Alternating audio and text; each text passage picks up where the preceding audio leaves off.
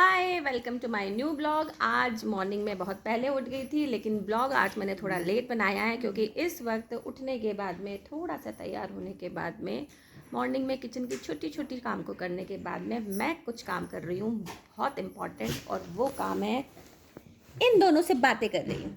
ये जो दोनों बच्चे हैं ना मेरे, ये दोनों बच्चे, इन दोनों से बातें कर रही हूँ। तो सुबह सुबह जब इन दोनों से बातें करनी होती है ना, तो इनके साथ में मठड़ी खानी और खिलानी पड़ती है। तो मठड़ी की ये प्लेट आई थी, इसमें बहुत सारी थी, थोड़ी मैंने खा ली और थोड़ी मेरी इन दोनों चुटकुलों ने खा ली। तो जब हम लोग आपस में मिल बांट के मठरी खा रहे होते हैं ना, तो हम एक दूसरे से बातें भी कर रहे होते हैं। तो आज ये मुझसे बातें कर रही हैं। वैसे ये मेरे साथ में मेरे सामने ऐसे कभी नहीं बैठती हैं, लेकिन इस समय बैठती हैं और इस समय बातें करती हैं। तो हानू, हानू खा ली तूने मठरी? कैसी लगी थी मठरी? कैसी लगी थी? मम्मा ने मठरी कैसी बनाई थी? अच्छी बनाई थी? अच्छी बनाई थी ना? और क्या खाना है? अभी क्या खाना है? और अभी खाना खाना है?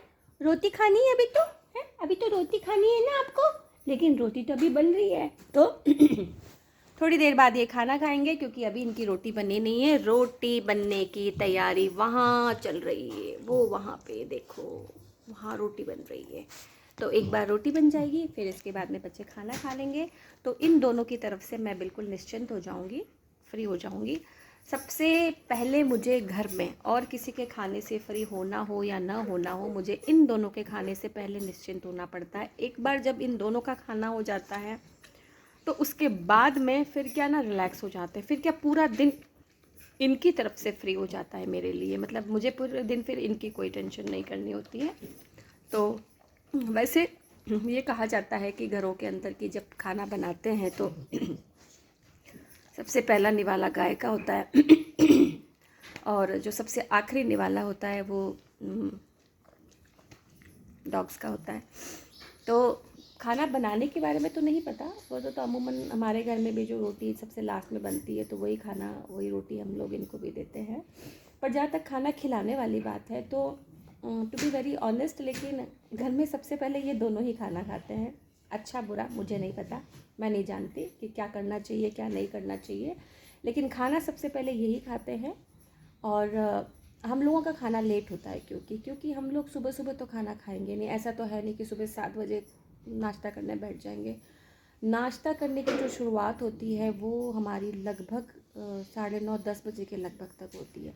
तो फिर 9:30-10 बजे पहले हम लोग खाना खाएं, फिर उसके बाद में मतलब हमारा नाश्ता निपटते निपटते फिर 11 साढ़े 11 बज जाएगी।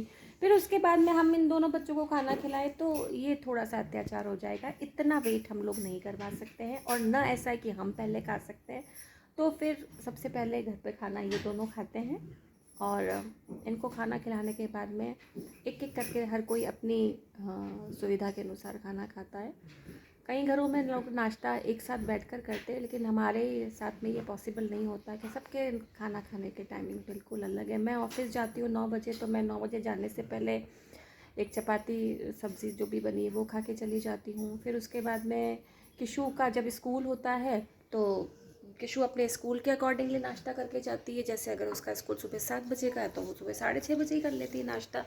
और इसी तरह विवेक का है, वो नाइट ड्यूटी करके लौटते हैं, तो वो सुबह आते ही तो नाश्ता करेंगे, नहीं तो वो आते ही सो जाते हैं। और फिर जब वो उठते हैं, 11 बजे उठ रहे हैं, 11:30 बजे उठ रहे हैं, उसके अनुसार फिर वो नाश्ता करते हैं। तो सबके टाइमिंग क्योंकि बिल्कुल डिफरेंट है, तो नाश्ते का समय भी सबका बिल्कुल चेंज है, तो सब अपने अपने अनुसार कर लेते हैं। तो इसीलिए हमारे दोनों बच्चे सबसे पहले खाना खाते हैं, और भगवान श्री जगन्नाथ को हमारा फिर से प्रणाम है, हमें ऐसे ही देखते रहना। तो आज के मॉर्निंग ब्लॉग में स्पेशल ये है कि हमने नाश्ते के बारे में आप लोगों से डिस्कस किया है कि हमारे घर के ये जो 2 बच्चे हैं ना, ये इतने ज़्यादा इम्पॉर्टेंट हैं। खैर, कल की पूजा करने के बाद में आज नॉर्मल डे है, नॉर्मल तरीके से ऑफिस जाया जाएगा। कल 2 घंटे का ऑफिस था, 2 घंटे की ड्यूटी करके घर आ गई थी। कल पूरे दिन कुछ नहीं करना पड़ा था, आराम से तसल्ली से अपना दिन बिताया था। थोड़ा छोटे मोटे कुछ काम किए थे, जैसे बहुत समय से मेरी जो कपड़ों की अलमारी थी ना, वो बहुत ज़्यादा बिखरी हुई थी। तो मतलब उसमें ऐसा था कि मैं पिछले करीब 10 दिनों से अगर मैं कोई कपड़ा ढूंढती थी। लाइक मुझे कोई भी चीज़, मतलब सूट के साथ में अगर मुझे चुन्नी ढूंढनी है तो मुझे वो चुन्नी भी नहीं मिल पाती थी, क्योंकि उस मतलब वो जो इतना बड़ा वो कपड़े का कवर्ड है वो पूरी तरह से फैला हुआ था। उसमें किस सूट की चुन्नी कहाँ पड़ी है, किस सूट के मैचिंग की लेगिंग कहाँ पड़ी हुई, कोई पता नहीं होता था। तो हिंदुस्तान पाकिस्तान सब कुछ चल रहा था। तो कल बैठ के ये छोटे छोटे कुछ काम निपटाए थे, अलमारी ठीक की थी। किशु की भी अलमारी बिल्कुल बिखरी हुई थी, उसकी कॉपी किताबें बिखरी हुई थी, उसके कपड़े बिखरे हुए थे। और वो मैडम जी तो क्या करती थी कि अलमारी से कोई कपड़ा ढूंढ के पहनना हो ऐसा कुछ भी नहीं करती थी। वो बस जैसे जो कपड़े धोए हुए हैं ना, अब धुले हुए कपड़ों में डेफिनेटली उसके कपड़े तो होंगे होंगे, तो वो उन धोए हुए कपड़ों से उठा लेती थी अपने कपड़े और वही पहन लेती थी। तो अलमारी वैसी की वैसी थी। तो परसों फिर मैंने उसको भी डांट लगाई थी, फिर उसने अपने कपड़ों की अलमारी ठीक की थी। और क्योंकि सेशन जो उसका है वो ख़त्म हो गया है स्कूल का, तो उसकी जो पुरानी कॉपी किताबें थी उसका पूरा मैंने एक बंच भरवा के अलग रखवा लिया था। अब आजकल क्या होता है कि पहले तो पुरानी कॉपी किताबों को सहेज के रखा जाता था कि किसी दूसरे स्टूडेंट के काम आ जाए, पर आजकल ये वाला सिस्टम रह ही नहीं गया। आजकल तो स्कूल वाले हर साल पूरा जो कोर्स है वो चेंज कर देते हैं, तो कॉपी किताबें किसी के काम ही नहीं आ पाती। इनफैक्ट मैं भी हर साल किशु के लिए ओल्ड बुक सेट अरेंज करती हूँ किसी से, लेकिन उस ओल्ड बुक सेट में बहुत ज़्यादा हेल्प नहीं मिल पाती है। 3-4 बुक्स की हेल्प मिलती है, बाकी सारी बुक्स हमको नहीं लेनी पड़ती है। तो कुल मिला के बात इतनी है कि न्यू सेशन शुरू हो रहे हैं, और न्यू सेशन शुरू होगा तो एक एक खर्चा आ जाता है। अप्रैल का जो मंथ होता है ना, वो हम पेरेंट्स के लिए थोड़ा सा लोडेड होता है, क्योंकि बहुत सारे खर्चे होते हैं। बच्चों की स्कूल की ड्रेस आपको नई लेनी पड़ती है, स्कूल का पूरा बुक सेट लेना पड़ता है, कॉपीज़ लेनी पड़ती हैं, और उसके साथ में स्टेशनरीज़ वगैरह बहुत कुछ होती है। हालांकि कई बार हम पेरेंट्स लोग क्या करते हैं कि थोड़ा सा दिमाग चलाते हैं, स्टेशनरीज़ वगैरह को हम लोग थोड़ा सा बाहर निकाल लेते हैं। हमें लगता है कि स्टेशनरी हमें जैसी ज़रूरत होगी वैसे हम लोग ले लेंगे, तो थोड़ा सा तो खर्चा हम कम कर लेते हैं, लेकिन उससे बहुत ज़्यादा कुछ सहारा लगता नहीं है। तो इस बड़े खर्चे के लिए अमूमन हम सबको ही तैयार रहना पड़ता है। तो अप्रैल का जो मंथ होता है थोड़ा सा होता है, हैवी जाता है हमारे लिए, क्योंकि आप ये देखिए बुक्स का जो खर्चा होता है ना, वो कम से कम 6-7 हज़ार रुपये के लगभग का होता है। मतलब किशु अभी 9th क्लास में आई है, लास्ट ईयर उसकी बुक्स आई थी करीब 6.5-7 हज़ार की आई थी, करीब 6 हज़ार की आई थी, और अब 9th क्लास में आ गई है तो वो 6 हज़ार से कुछ ऊपर ही होगा। मुझे लगता है कि पिछले साल 6 हज़ार है, तो फिर इस साल तो वो 7-8 हज़ार के लगभग का होगा। फिर उसके बाद में स्कूल ड्रेस का खर्चा है। तो इस बार मैंने क्या किया था कि उसकी जो स्कूल ड्रेस थी वो मैं पहले लेकर आ गई थी, क्योंकि जैसे ही अप्रैल का मंथ आता है तो स्कूल ड्रेस की एक आध कोई चुनिंदा ही शॉप्स होती हैं जहाँ पे इन्होंने अपने कॉन्ट्रैक्ट दे रखे होते, तो वहाँ इतनी ज़बरदस्त भीड़ होती है कि मतलब दुकान के अंदर घुसने की जगह भी नहीं होती है, और फिर आप रोड पर खड़े रहो और उस पर इतनी धूप। तो मैंने इस बार क्या किया, मैं तो मार्च की शुरुआत में ही जाके स्कूल की ड्रेस लेके आ गई, क्योंकि किशु की जो स्कूल है ना वहाँ पे ड्रेस चेंज होने का कोई चक्कर है नहीं। तो इतना मुझे पता है कि उसकी ड्रेस तो चेंज होने वाली नहीं है,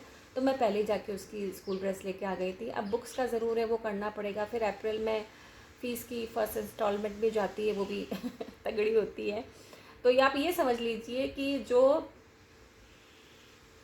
मतलब इतना अमाउंट मैं अंदाज़ा लगा के चलती हूँ, करीब करीब 45,000 से 50,000 रुपये का जो अमाउंट है वो अप्रैल में हमारे बच्चों की स्कूल ले जाती है। तो थोड़ा हैवी तो पड़ता है, लेकिन अब क्या कर सकते हैं, आजकल एजुकेशन इतनी महंगी हो गई है। बच्चों को हम क्वालिटी ऑफ एजुकेशन भी देना चाहते हैं, तो क्वालिटी ऑफ अमाउंट भी हमें देना पड़ेगा, क्वांटिटी ऑफ अमाउंट देना पड़ेगा। तो ऐसा ही है, अब जैसा भी है बच्चों को तो पढ़ाना ही है और फिर उनकी नीड्स भी पूरी करनी है। तो इस दौर से हर पेरेंट्स गुजरते हैं, और गुजरना भी पड़ता है, फेस भी करते हैं, पर धीरे धीरे सब ठीक हो जाता है। वो भगवान जगन्नाथ जी जो है ना, वो सहारा दे देते हैं, कैसे भी करके अरेंजमेंट्स हो जाते हैं। तो इस बार भी हो जाएंगे। तो बच्चों के नए स्कूल की तैयारी करते हैं, आई मीन नए स्कूल नहीं, सॉरी, नए सेशन की तैयारी करते हैं। उनका अपना अलग एक्साइटमेंट है, नए फ्रेंड्स हैं, नया सेक्शन है, नए टीचर्स हैं, नया कोर्स है। तो देखते हैं इस साल बच्चे क्या करेंगे। तो आज के हमारे नए ब्लॉग में सब इतना ही होगा। स्कूल की चर्चा हम लोगों ने की है। अगर आपके बच्चों के स्कूल का भी खर्चा इतना ही ज़्यादा और इतना ही बड़ा है तो मुझे कमेंट बॉक्स में ज़रूर बताइएगा, अच्छा लगेगा मुझे। अगर आपको मेरे ब्लॉग अच्छे लग रहे हैं तो प्लीज़ चैनल को सब्सक्राइब कीजिए, लाइक कीजिए, शेयर कीजिए, अपने फ्रेंड्स तक पहुँचाइए अगर आपको लगता है तो, क्योंकि मैं ये चाहती हूँ कि मुझे इसमें आपका सपोर्ट मिले, और बिना आपके सपोर्ट के शायद ऐसा कुछ संभव नहीं है। तो प्लीज़ मुझे सपोर्ट कीजिएगा। तब तक के लिए बाय बाय।